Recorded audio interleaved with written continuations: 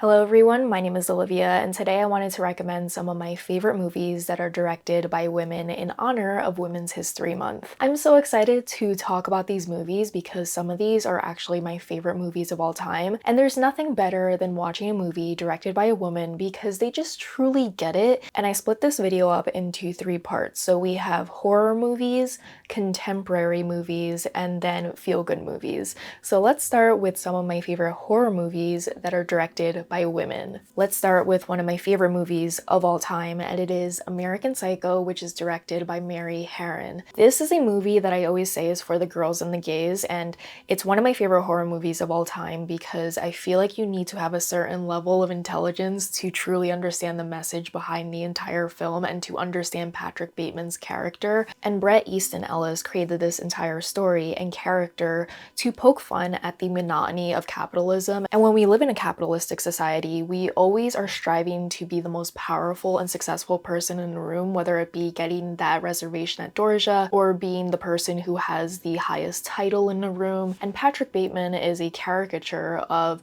how horrible white men can be in these white-collar professions where they're barely working, their job barely has any value, and he has this deep-seated desire to become better than everyone around him, but in doing so, he just realizes that he conforms to the world that he lives in. So having a woman direct this horror movie where this man preys on women and he treats them horribly is so clever, and nobody understands more the horrors of a man getting away with literal murder than a woman. Moving on from one of my favorite movies of all time, let's talk about a sillier horror movie, which is Fresh, which is directed by Mimi Cave. Fresh stars Daisy Edgar Jones and Sebastian Stan, and largely this entire movie pokes fun at the horrors of modern dating and the fact that you can never truly find meaningful connection on dating apps. So when you take the chance to meet someone organically, let's say in the supermarket, that can truly be the start of a horror movie. And I think that Sebastian Stan plays a horrifying man so well. He has such a great range, and this movie is a lot sillier than American Psycho. I do think that American Psycho is funny because it is largely a satire, but Fresh really leans into the funniness of it all, and you just have to go in knowing only that synopsis. I would not watch the trailer. I think it would give away a lot, and I had a great time with Fresh. It does kind of teeter off at the end, and I don't think the end is as strong as the beginning, but I love its commentaries on modern dating, and I think that Mimi Cave really captures the essence of what it's like to meet a man who seems perfect on paper, but then when you're alone with him, you're like, something is off. Another funny horror movie that I love is Bodies, Bodies, Bodies, and it is directed by Helena Rain. I always say this is And Then There Were None, but if all the characters were Gen Z. And this story centers around a group of people who stay together in a mansion during a hurricane, and they decide to play the game Bodies, Bodies, Bodies. It's kind of like Manhunt meets hide and seek, where everyone is hiding in this mansion and someone is the killer, and when they tag you, you have to lay on the ground like you're a body, and if other players come across your body, they yell out bodies, bodies, bodies, and you have to try and figure out who killed the person in the game. But this kind of goes off the rails when someone actually dies during this house party, during this hurricane, and all these friends start turning against one another and they have to figure out who the killer is. It is such a hilarious movie. I think it really captures the essence of Gen Z humor. All these actors bring to life the satirical set of characters who are just so outlandish but really capture the essence of what internet culture is like. And I think that Bodies, Bodies, Bodies is just another great movie to see with friends. It is so fun, so ridiculous. It is a great time overall. The final horror movie that I have to recommend is a little bit more of a psychological thriller, but I do think it's genuinely horrifying, and I saw it with my movie club, the Cinebun Club. We see some of the best movies ever, and we've never truly seen a bad movie, so I'm just bragging about my movie club, which is in my Discord, which you can join, and we watched The Invitation, which is directed by Karen Kusama. This is such an interesting movie, and I loved the twists and turns that it took. We follow a group of adults who come together for a dinner party, and the host of a party has a new boyfriend, and he's a little bit off but charming overall. And in the synopsis it says Will soon gets a creeping suspicion that their charming host David is up to something. The Invitation is another movie like Fresh where I would not recommend watching the trailer. I think you should go into this movie knowing that there's a dinner party and something happens that kind of changes their entire night for the worst. It is a movie that will leave you on the edge of your seat. It's going to frustrate you because, of course, in every horror movie, you're like, why wouldn't you just go home? But that's the fun of it all. You get to watch these people make horrible decisions, and the twists and turns that it took were absolutely horrifying. Now let's move on to what I call contemporary movies. In the literary world, we have contemporary books that just deal with daily life, and it can be a little bit darker, it can be a little bit lighter, and let's start with a movie that is kind of dark, and it is Saltburn, and this is directed by Emerald Fennell. Saltburn is a very divisive movie, but it's one of my favorite movies of all time. I had genuine fun with it. It stars Barry Keoghan and Jacob Elordi, and they are two very different people in university. Barry Keoghan's character is poor and isolated, and Jacob Elordi's character is very popular and posh, and his family has a house called Saltburn. Jacob Elordi's character is like, why don't you just stay at Saltburn with me for the summer? And Oliver's like, no, I couldn't. And then he does, because of course, like, if someone invited you to their giant mansion for the summer, you'd probably say yes. There he meets Felix's family. They're a little bit off, they're posh, they're unique. Everyone's lives change once Oliver shows up to Saltburn. Do not watch the trailer, do not go onto TikTok, do not go onto Tumblr. You will be spoiled for this movie. Go into this movie with an open mind, know it gets weird, know it gets dark, and that's all you need to know. I love Barry Keoghan. I think he's one of the greatest actors of our generation. I think he is like on the same level as Heath Ledger in terms of how well he's able to sit within a character and become that character. He's a little bit off, he's a little bit creepy, and I think that he thrives in this role. It's a perfect dark academia film. It is gorgeously shot. The characters are all so unique and really stick in your mind long after it. There's a lot of ways that you can analyze this movie, analyze everyone's motivations. I watched this with my best friend Sarah in movie theaters, and it was one of our favorite movie experiences ever because we were completely shocked by every twist and turn that this movie took. We really went into this movie thinking, oh, it's just gonna be like a nice dark academia film. No, no.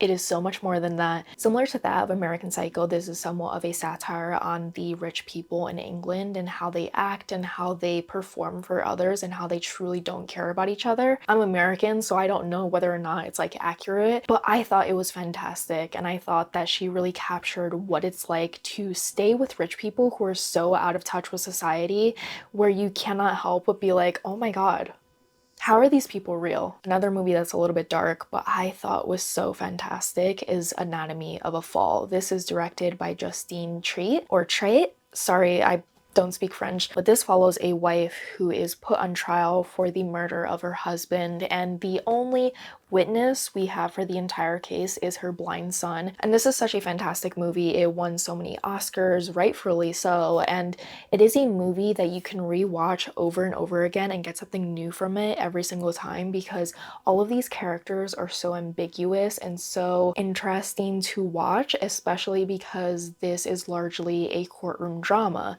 So we follow the wife as she is in court and she is forced to testify because that's just how it works in French trials. I really love courtroom dramas. I think they're so interesting. I love a movie that's really rich with dialogue, where you have to pay attention to every single thing that's being said, to everyone's reactions, because those are the things that really help you figure out whether or not the wife did it. And I cannot recommend Anatomy of the Fall enough. We also saw this for my movie club. That was my second time seeing it, and I really enjoyed the rewatch. I think it's just such a fantastic movie to show to others because it has a lot of big revelations.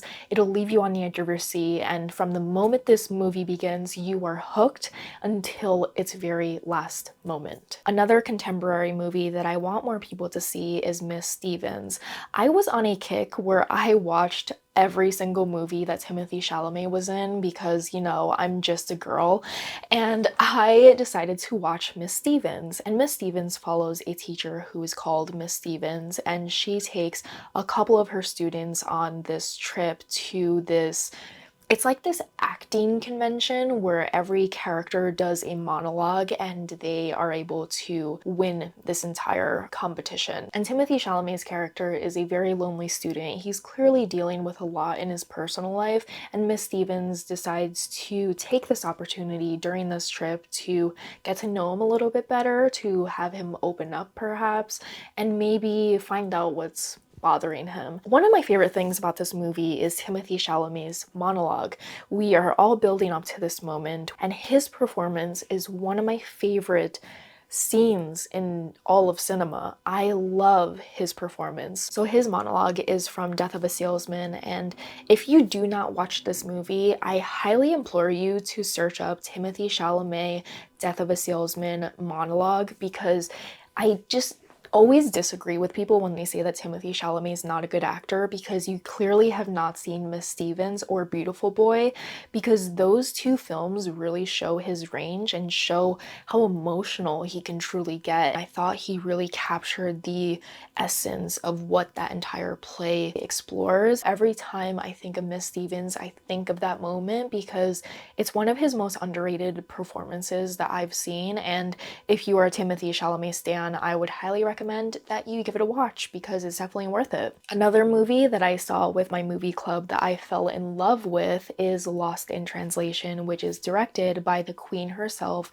Sofia Coppola. This was my second Sofia Coppola film. The first film that I saw by her was Priscilla, which I also really enjoyed and would highly recommend. But I loved Lost in Translation because she truly understands what it's like to be a girl lost in your 20s who doesn't know their direction in life, who doesn't know what they want out of life. And this is a film that's very gloomy and gray, and we follow Scarlett Johansson's character as she connects with a washed up actor who's in Japan, and they just happen to be staying at the same hotel, and they form this connection with one another because they're both very lost and very jaded by life. I think that Sofia Coppola really captures that so beautifully in Scarlett Johansson's character, and largely this is a movie that is centered around her own experiences, which you can really feel in the entire film. It feels so personal. It feels like a diary turned into a film, and it is so moving, it's so beautiful, it's so quiet. I just loved it so completely. And the last contemporary movie that I have to recommend, which is a little bit sad, similar to that of Lost in Translation, is Past Lives by Celine Song. This is another movie that is largely influenced by the director's life. So we follow Nora and Hae-sung. They are two childhood friends. Nora and Hae-sung grew up in Korea, and Nora eventually moved to New York City, and they are reunited in New York for one fateful week as they confront notions of destiny, love, and the choices that make a life.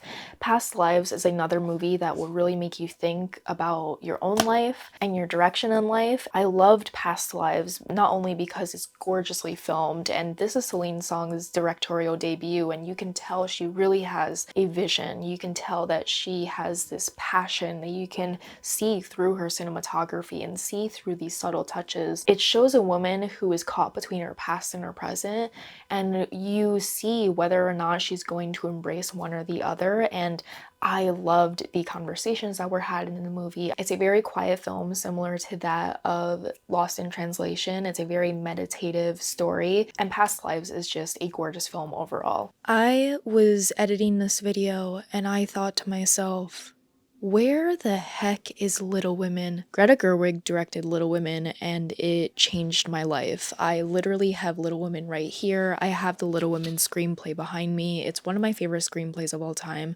She not only wrote it, but also directed it, and it is one of my favorite movies, and I cannot believe that I completely forgot to include it in this video. I feel like anyone who watches this video has seen Little Women, but if you haven't, I would highly recommend that you watch any version, because I've watched every single version of Little Women, and the 2019 version is my favorite. It is not as accurate as the previous one that came out in the 80s, but I do think it has the most heart. I think it captures the essence of every sister in the movie. I love Timothée Chalamet as Laurie. I love Saoirse Ronan as Jo. I love Florence Pugh as Amy. I think that every person is so beautifully cast. This movie overall is beautiful. The setting is gorgeous. The heart of this film is so stunning, and I recently rewatched it with one of my best friends. I showed it to them for the first time, and they fell in love with it, and it made me appreciate it so much more because before that, I had only seen it once, and I was like, this movie is perfect. I have no notes. I'm not someone who's like a purist with the text. I think I'm only that when it comes to like The Hunger Games because I do think that that's the type of book that you should be very true to the text for. But for Little Women, there are so many different ways that you can interpret the movie. And I think the way that she played with these dual timelines was fantastic. It is my favorite Greta Gerwig film. I think all her films are fantastic, but Little Women is my film from her. So you can watch any film from her. I would highly recommend them all. But yeah, Little Women. How did I forget that? Now let's move on to some feel-good films directed by women because some of these movies feel genuinely like a hug in movie form. The first one being The Parent Trap. This is directed by Nancy Meyers, and I actually rewatched The Parent Trap at an outdoor rooftop cinema experience in New York City, and my best friend and I sobbed during that movie. I haven't rewatched The Parent Trap since I was a kid, so this was my first time seeing it as an adult. And let me tell you, that movie is so full of heart and soul. It is so precious. It is so beautiful.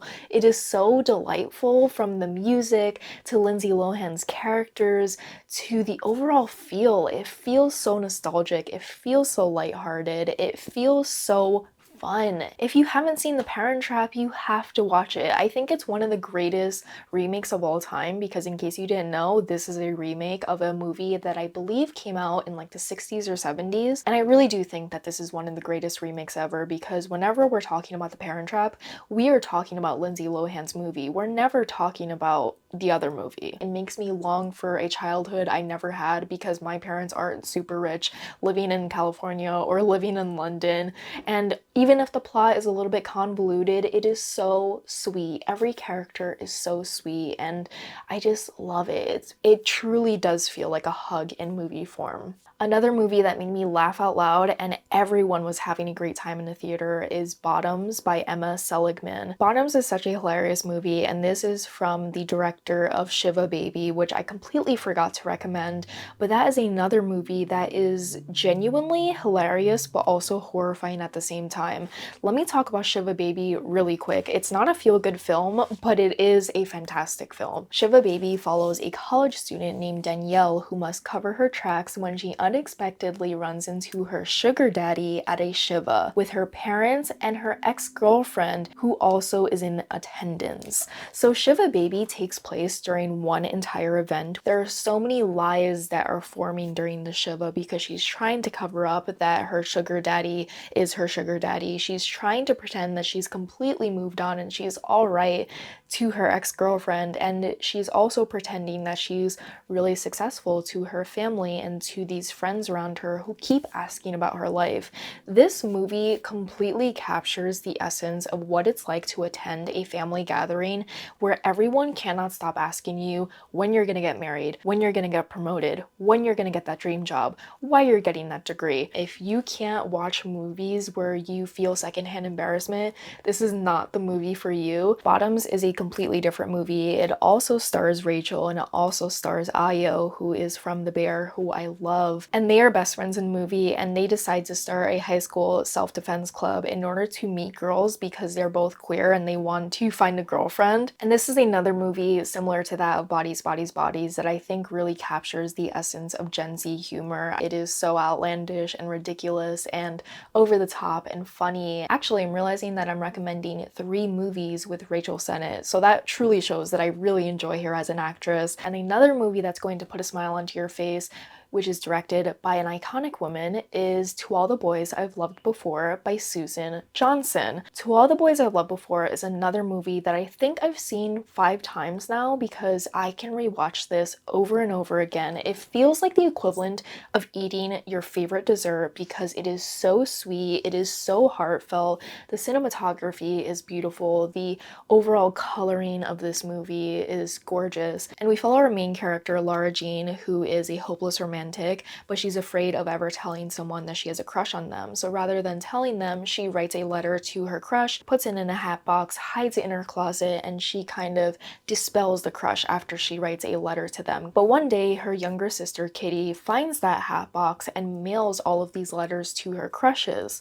So that kind of starts the whole entire movie, which is a beautiful rom-com that I think is going to become a classic for our time. It makes me feel so cozy and warm, and it's a movie that I can rewatch over and over again. And the final movie that I have to recommend is You've Got Mail, which is directed by the iconic Nora Ephron. You've Got Mail I've only seen once, but the overall aesthetic has really stayed in my mind. It stars Meg Ryan and Tom Hanks, and when I initially saw the movie, I was like, I don't think I've ever seen Tom Hanks in like a romantic comedy, but he really thrives in this role as we follow an independent bookseller who is Nora Ephron's character, and she has this rivalry with Tom Hanks' character, who is the child of the CEO of, let's say, like Amazon. But on their downtime, Nora Ephron's character is messaging a man online anonymously who truly understands her, not knowing that that man is Tom Hanks. The set for the independent bookstore is so cozy. Meg Ryan is iconic. Her chemistry with Tom Hanks is surprisingly off the charts, against all odds, and this is another movie that feels like a warm hug. It feels like cozying up on your couch with a warm beverage and a good book, and I just love You've Got Mail. And those are all my favorite movies that are directed by women. Please put your top 5 favorite movies directed by women in the comments below. I would love to add more to my watch list. I would love to eventually make a part 2 of this video. I love women directors. I think that they are so talented. They have to work so much harder to get recognition. They truly understand the varying layers of what it's like to be a woman in society, whether they are making horror movies like American Psycho, or they are making feel-good movies like The Parent Trap. If there are any other movie recommendation videos that you would like to see from me, put them down below. I would love to take your ideas into account. If you stayed this far in the video, leave a heart emoji, a color of your choice. And if you want to follow me anywhere else, I'm very active on Instagram and TikTok. All my links are down below. And thank you so much for watching this video and subscribing and liking and leaving a comment. I hope you have a great day, and I will see you very soon. Bye!